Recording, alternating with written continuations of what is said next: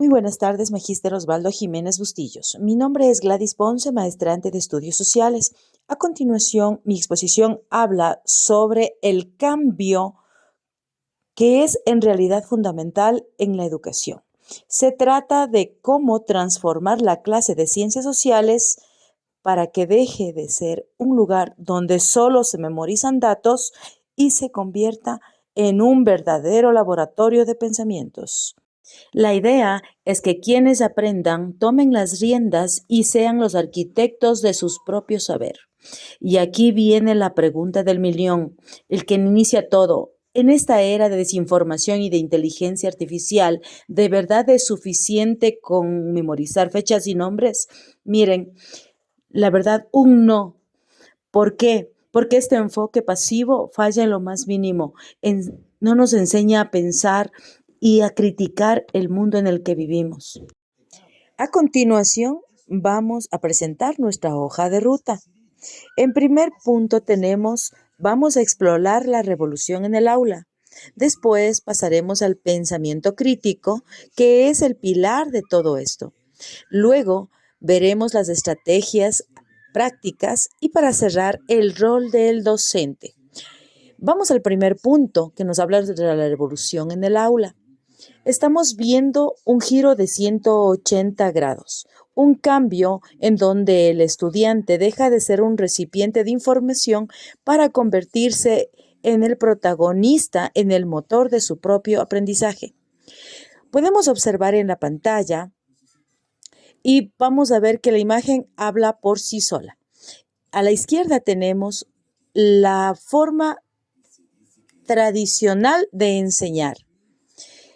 Y a la derecha tenemos el aprendizaje activo, un ecosistema dinámico donde el conocimiento se construye con las manos, con el debate y ojo que el cambio no es de forma, sino es de fondo. Adicional, aquí nosotros veremos los beneficios del aprendizaje activo, en donde mejorará la participación y el compromiso. Aparte, nosotros veremos y el docente estimula la creatividad y la innovación y aquí viene a desarrollar la empatía y la perspectiva histórica. Ahora sí, pasemos al corazón de todo esto. Si nos preguntamos cuál es el objetivo final de enseñar ciencias sociales, la respuesta es fomentar el pensamiento crítico en tus alumnos. Esa es la herramienta que necesitamos para formar una ciudadanía que sepa navegar en este mundo tan complejo. Y ojo, que el pensamiento crítico no es una frase bonita. De hecho, gracias al consenso de unos expertos del famoso Informe Delphi, tenemos una definición muy clara. Es un juicio con propósitos intencionado, que implica analizar, evaluar, inferir y sobre todo capaz de explicar el porqué de nuestras conclusiones, pero siempre con la evidencia como respaldo. En conclusiones, tenemos en la práctica, el pensamiento crítico en la práctica tenemos nosotros a continuación, se divide en 6 habilidades clave. Primero, comienza con la interpretación. Comienza con la interpretación y qué significa. Luego viene el análisis, en donde se identifica las relaciones y se conecta las ideas. Y donde después del análisis viene la evaluación para valorar la credibilidad. Al mismo tiempo, pasa la inferencia para sacar conclusiones.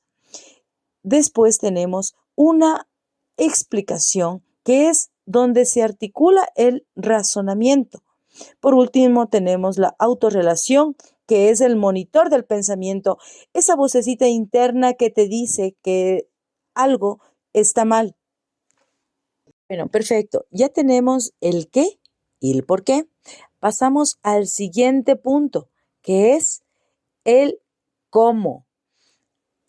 La parte de lo práctico. Vamos a sumergirnos en 2 metodologías increíbles y poderosas que hacen que todo esto se vuelva una realidad en el aula.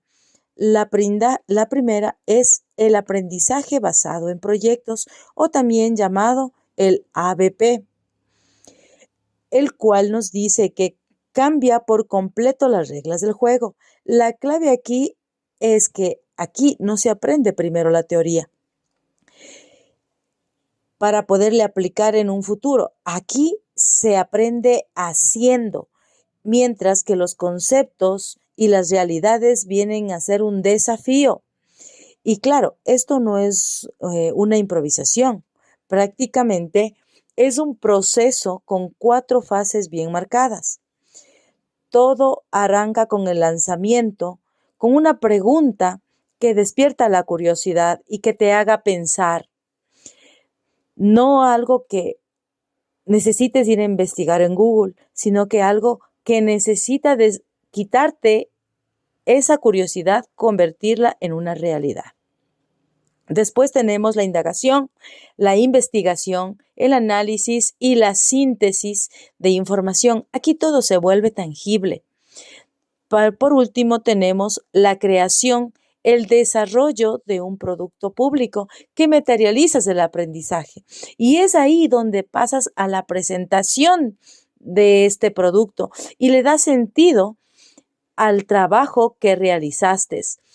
Y para que quede claro, por favor, revisemos en esta pantalla en donde ustedes pueden observar que ya no estamos buscando la historia del libro, sino que estamos construyendo la historia de este pueblo o de un libro o de un lugar histórico que necesitamos vuelva a vivir para darle interés al lector.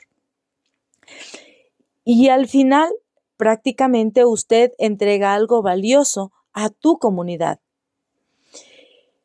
Lo que aprendes en clase prácticamente es lo que no se olvida.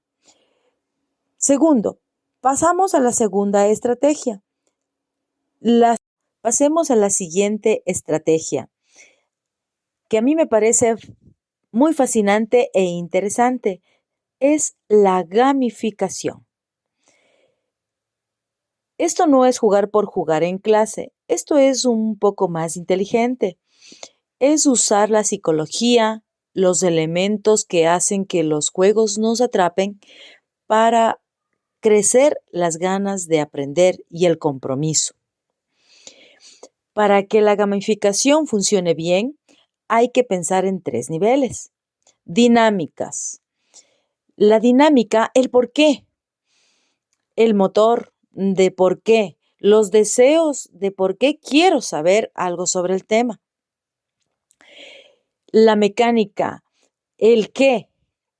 ¿Cuáles son las reglas de juego, los procesos, las vías, la retroalimentación y la competencia sana? Y los componentes, el cómo, son los elementos visibles, las insignias, los puntos, las tablas de libres. A continuación vemos un gráfico en donde nosotros podemos ver cómo se desarrolla la gamificación.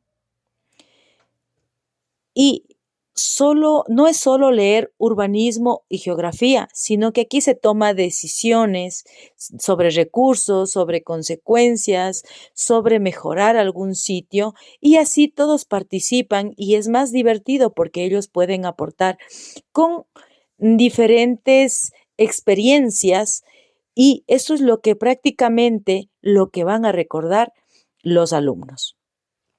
El cuarto punto, el rol docente. El más importante. Nada de lo que hemos hablado funciona sin el docente. Sí, sigue siendo la pieza clave de esta exposición. El docente, su rol.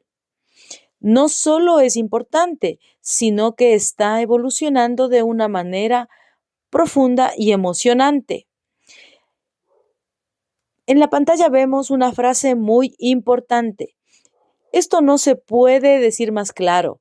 Ser alfabetizado digitalmente ya no es un plus, es una condición indispensable y no solo se trata de saber aplicaciones.